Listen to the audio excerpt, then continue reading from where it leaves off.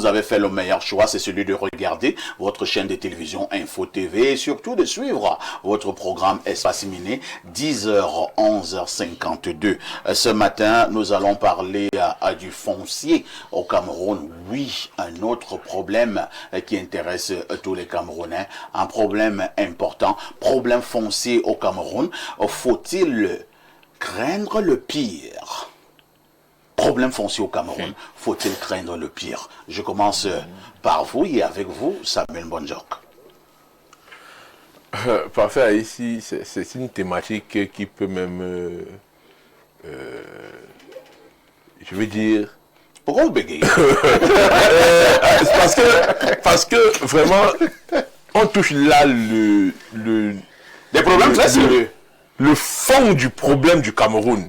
C'est-à-dire que si la politique ne peut pas nous amener la guerre, le foncier va nous amener la guerre dans ce pays. Et ça, j'hésitais à le dire parce qu'il fallait trouver des mots peut-être un peu corrects journalistiquement. Des mots doux. Des mots, non pas doux, c'est pas doux du tout, mais un peu correct. Parce que je ne veux pas avoir encore un procès de 4 ans, de 5 ans au tribunal pour... Non, sérieusement, le problème foncier au Cameroun, quand vous voyez ce qui se passe du côté de Douala, généralement, parce que vraiment c'est la première prérogative. Oui, Yaoundé vient. Yaoundé est déjà là. Je dis que Douala, c'est atteint le paroxysme. Quand vous voyez des gens comme les aujourd'hui se positionner comme étant les défenseurs, les Limbi Lobe, on commence à dire non. C'est qu'en réalité, ça atteint un niveau de révolte qu'aujourd'hui, on peut qualifier de Limbi Lobe de tribaliste. Pourtant, il est étouffé par c'est-à-dire que par la violence avec laquelle les gens s'accaparent du foncier, avec la complicité des autorités administratives, jusqu'au point où un gouverneur n'arrive plus à saluer un préfet, vous pouvez comprendre que c'est la face visible de la guerre qui sera ouverte dans les prochaines années si on continue à avoir ce type de gouvernance foncière, où le titre foncier ne vaut plus rien, c'est un magène, c'est un chiffon. Pour ceux qui ont fait droit, on donnait les caractéristiques d'un titre foncier. Inattaquable, intangible, inaliénable. Aujourd'hui, le titre foncier, c'est un papier. Moins important que le papier hygiénique. On vous l'annule le lendemain. Et on l'attribue à qui de droit, on l'attribue à quelqu'un d'autre. Et puis vous n'avez qu'à vous faire foutre. Les communautés se soulèvent. Chaque jour à Douala, allez à Mbanga Bakoko. Allez dans la zone de PK21. À Masumbu, vers mon Yabassi natal. Je dis que la fête d'Ikolo, aujourd'hui, c'est où on a abandonné d'Ikolo après avoir dévasté des terrains qui ont une valeur de plus de 250 000 francs le mètre carré, plus de 500 000 francs le mètre carré. C'est abandonné comme ça dans la friche. Après 5 ans, 10 ans, on va oublier. Ils vont encore s'accaparer de ça. Et ils vont attribuer à d'autres personnes parce que c'est quand on gouverne comme ça que la frustration, que la guerre arrive. Et on est en train d'envenimer cette guerre. Regardez ce qui se passe aujourd'hui avec l'affaire du préfet, du gouverneur dans le littoral. Vous avez parlé de ça lundi ici. Je vous ai envoyé quelques messages pour vous dire que non.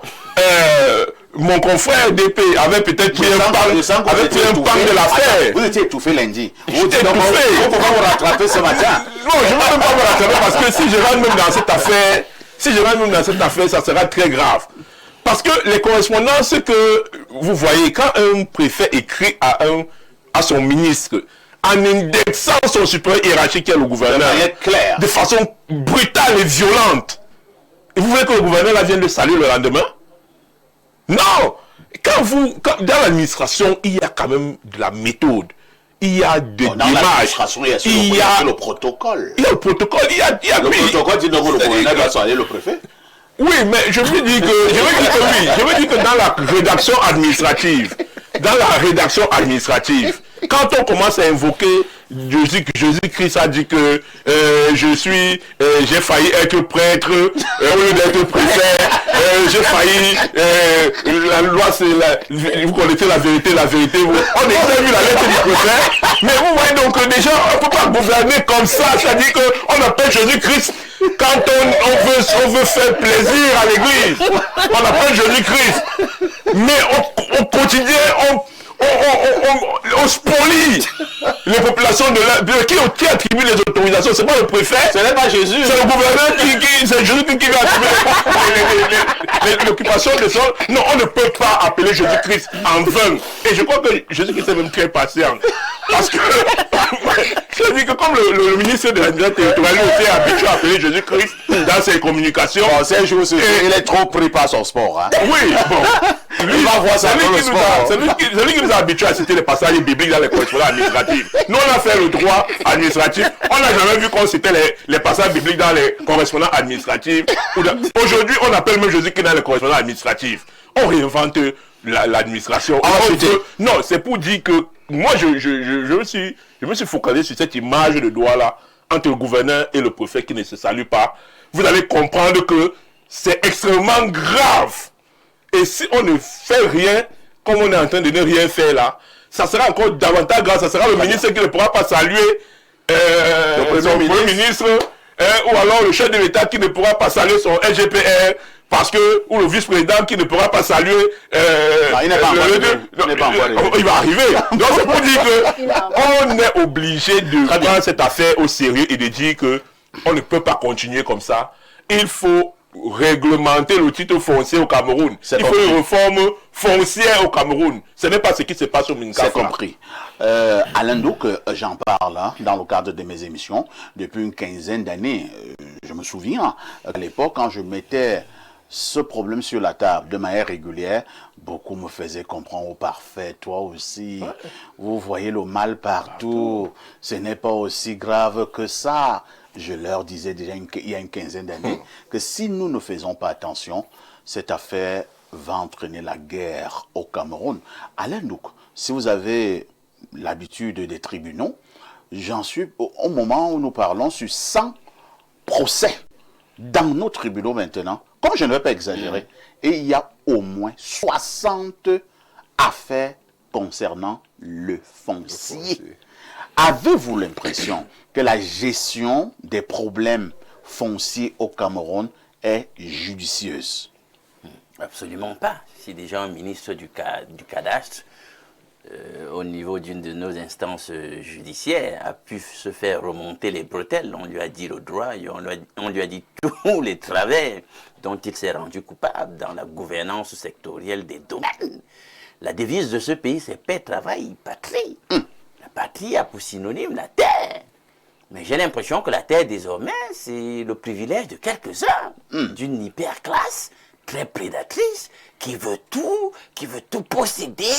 Hein, ils vont vous faire même louer le pays dans lequel vous êtes bientôt. C'est très grave, parce qu'on a des villages comme ça, je ne vais pas citer, j'en connais, où j'ai même été.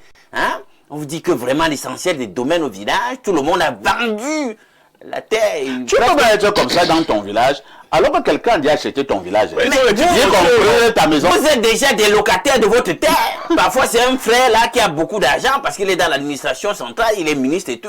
Il s'est tout accaparé. Parfois, ça même Et là, le titre foncier. Parfois, c'est aussi halogène. Parfait. À Douala, puisque ça fait les choux gras de la presse en ce moment et tout, je tiens à vous dire que toute proportion gardée, information journalistique en ce sens, près de 90% des titres fonciers à Douala, 80-90% des titres fonciers sont litigieux. Faux! Comment on explique ça? C'est vrai. Ça veut dire que lorsqu'on a laissé cours à la puissance de l'argent, désormais les gens qui en ont plein dans la bourse pensent qu'ils peuvent tout se permettre. Au détriment même du droit, puisqu'on arrive à corrompre les gens. C'est-à-dire qu'on a déjà un titre foncier établi, ou alors on voit qu'il y a un bien sur le titre foncier tel, mais puisqu'il y a l'argent qui vient en furie et qui s'impose, on prend l'argent et on se met à dire autre chose que le droit sur le sujet. Et on se retrouve donc avec tout un écosystème où tous les titres fonciers sont litigieux à 80%. C'est quoi ça? C'est quel genre de pays? Mais c'est totalement chaotique. Donc, à ce rythme-là, je dis que tu étais avant-gardiste sur le sujet. Et si ça continue comme ça, vous voyez un tout petit peu, c'est même un aspect des frustrations à mettre sur le compte de la tribalité. Ouais. Ouais, parce qu'il y a certains déjà dans les éléments de langage qui sont très caustiques. Malheureusement. Parfois même c'est des frustrations liées à ça, en arrière-plan. Et puis quand ils sortent là dans la sphère publique, ils disent des choses, vous voyez un intellectuel, il dit des choses, tu dis, des choses décapantes, tu dis comment il arrive à dire ça publiquement comme ça. Oh, peut-être il gère des frustrations liées à cet aspect-là. Ouais. Des choses qu'on lui a volées, qu'on a volées à ses etc., etc. Donc c'est très dangereux. Parfait, ici, Il faut qu'on soit dans un pays où même le plus modeste des Camerounais puisse avoir un lopin de terre. C'est trop élitiste déjà. Parfait, regarde tout. Je veux dire quoi, l'ingénierie juridique qu'on tient des années 70 sur le droit domanial, vraiment, est-ce que c'est n'importe qui peut vraiment s'investir dans l'affaire du terrain, etc. et s'en sortir parfait. Les procédures, le coût des procédures, etc. On doit repenser le droit foncier et domanial de ce pays. Non. Parfait, c'est en 30 secondes. Vraiment, vous avez entendu parler de l'affaire de la forêt des bords dans la zone de Yingui, qui est mon village, dans l'Oncam. 64 000 hectares de terrain ont été bradés.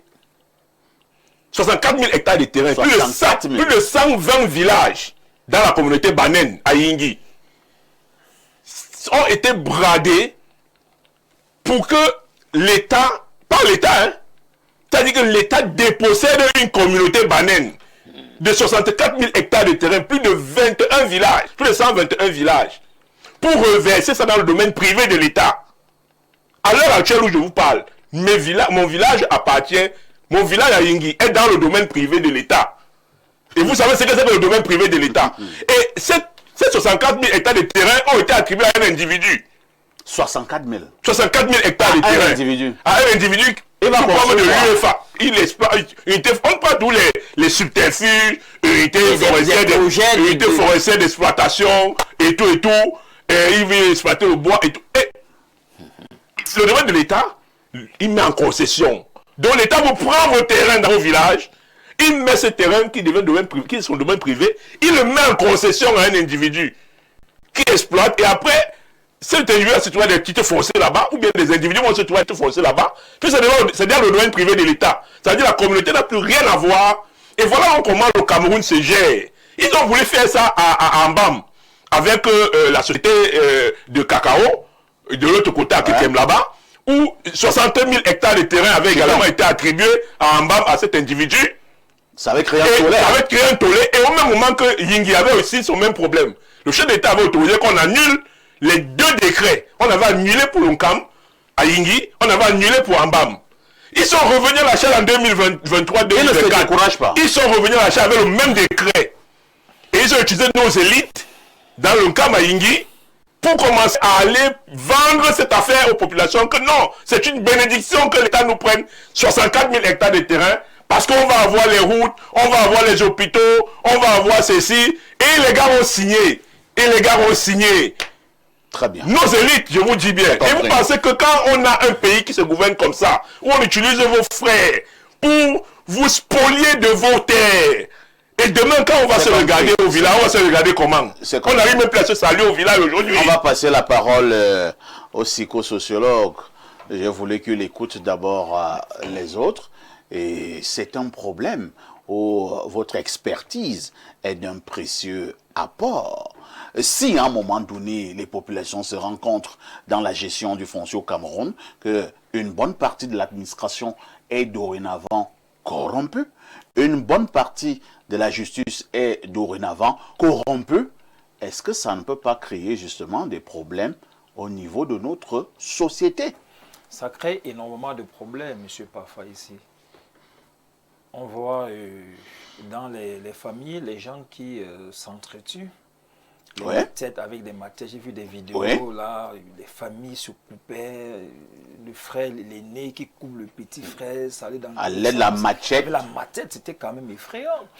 On a, sur le plan, il faut peut-être le rappeler, les questions du foncier renvoient à la question des 475 000 km² et plus, qui constitue le territoire national du Cameroun. Le principe historique de manière historique, il y a ce qu'on appelle la délimitation qui a tenu compte des émotions, des pensées de ceux qui nous ont précédés. Au jour d'aujourd'hui, on arrive à voir que le Cameroun est là. On a 10 régions et chaque région a des spécificités.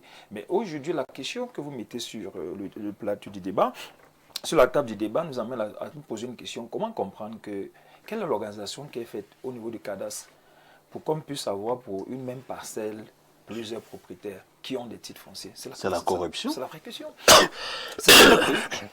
On pratique la corruption à tous les niveaux, même des niveaux aussi complexes. Même le niveau aussi complexe que celui du foncier. C'est pourquoi les gens s'entretuent. C'est pourquoi au jour d'aujourd'hui, tous ont les titres fonciers. J'ai vu ce genre de cas à Yaoundé, où sur un même espace, Les gens, 4 personnes ont le titre foncier. Je dis bien le même espace de 4000 mètres carrés. Kamdam vient, il a le titre foncier de cet espace. Abenavien, il a le titre foncier de cet espace. Maillard vient, il a le titre. Abel Bouba vient aussi, il a le titre foncier du même espace. On fait comment? Se bat le plus fort va gagner. C'est comme ça qu'ils font. Les gens créent les conflits et s'asseyent dans leur bureau pour peut-être observer les conséquences. Et c'est pourquoi ça devient très dangereux au Cameroun. Parce que vous créez des frustrations à tous les niveaux. Comment même au niveau de fonction, on n'est pas sûr. Tu parles un document administratif qui est signé que cette parcelle t'appartient. Quelqu'un apporte un autre document. Non, franchement, c'est ça le problème dans notre pays. Mais on défend l'État. Et ça, c'est d'abord même possible. Parce que je crois qu'on doit avoir une cartographie. Bien sûr, il y en a. Il y en a des numéros spécifiques. Il y en a. Que quand tu as un parent, on va dire que non, la parcelle. Quand tu vas au cadastre, si vous avez acheté un terrain, je ne vous interromps pas, je ne sais pas. C'est un doublon, on s'en fout. Vous faites ce qu'ils appellent un dossier technique. Rien qu'au niveau du dossier technique, tu es déjà enregistré au cadastre. Donc, il est hors de question, comme sur le même espace, un autre vient encore et il a aussi le préfet fait ses 2 ans, il est parti, il a créé son affaire. Donc, le sous-préfet vient, il fait que c'est 4 ans, il va partir. C'est ce que les préfets et les sous-préfets font dans les villages. Ils savent qu'ils sont des passages. Le véritable problème, c'est que le MINCAF, c'est un ministère, je peux dire, corrompu. Parce qu'il est inadmissible. Vous pouvez voir, il y a des arrêtés. Quand vous lisez cet arrêté, vous vous demandez, mais on est dans quel pays? Vous ne pouvez pas voir un arrêté où on dit une commission est incompétente. Alors que, à date, quand on a fait la descente sur le terrain, l'élevé topographique, l'autorité là était compétente, puisqu'il y a les redécoupages administratifs. Vous n'allez pas me dire, par exemple, si on prend la Mofo Kono, il y a les zones dans la Mofo Kono qui ont été, le dernier découpage, renvoyés à Ofoudi. Vous voyez? Et au MINCAF, on va annuler un titre foncier en disant que la commission était incompétente. Or, en date, la commission était compétente. La loi n'étant pas rétroactive. La zone appartenait effectivement à la Mofo Kono. C'est une mafia bien organisée. Voilà. Et après, comment un ministre peut dire que la commission est incompétente et ici nos documents?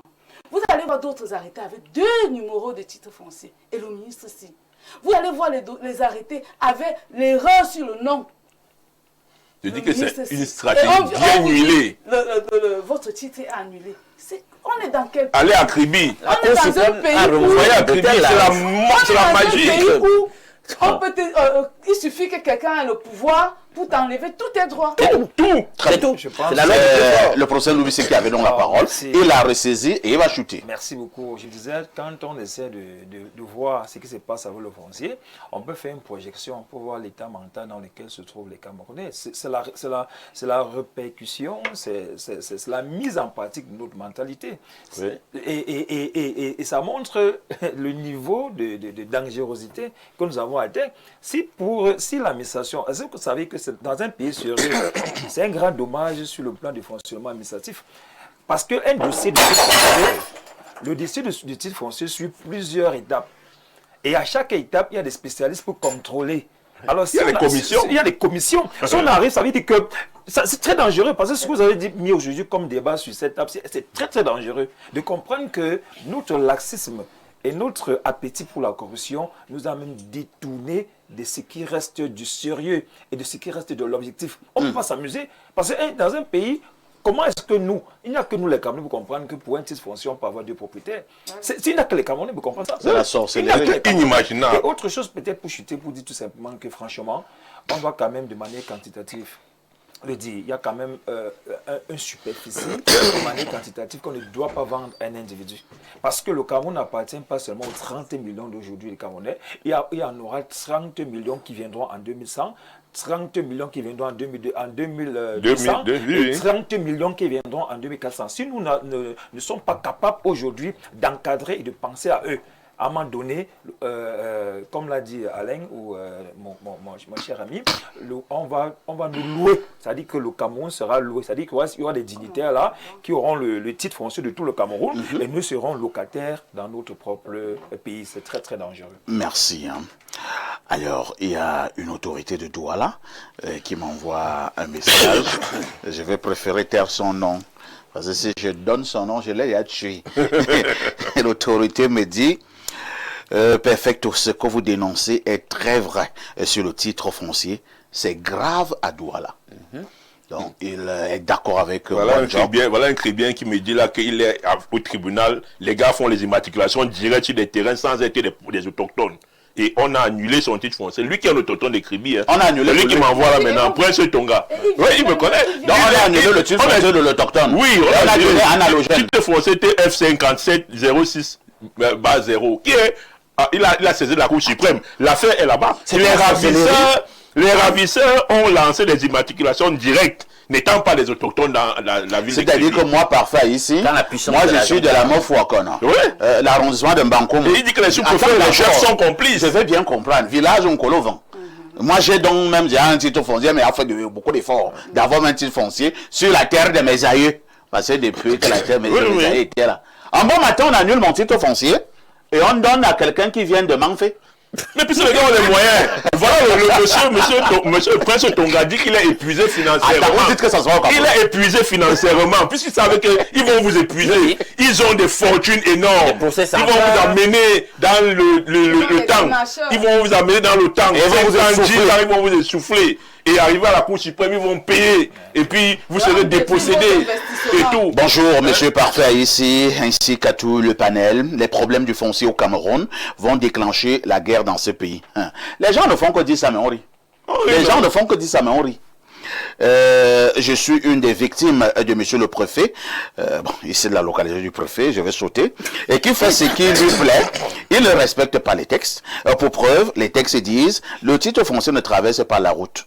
La haute tension, le cours d'eau, et pire, il ne peut pas être sur 2 villages, comme le titre foncier 2, et dont les noms des gens.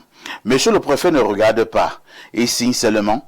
Et quand les victimes rencontrent monsieur le gouverneur pour dénoncer les agissements de monsieur le préfet, ça crée un problème.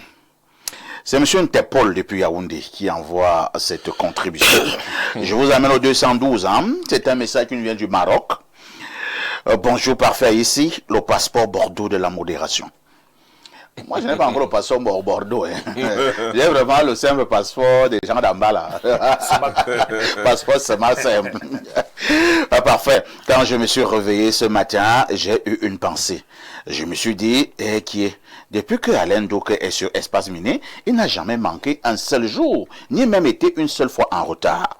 Que ne fut ma surprise quand, en me connectant à l'émission, j'ai vu que Alain était absent.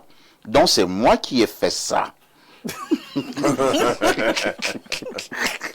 Mince, mes pensées sont aussi puissantes que ça.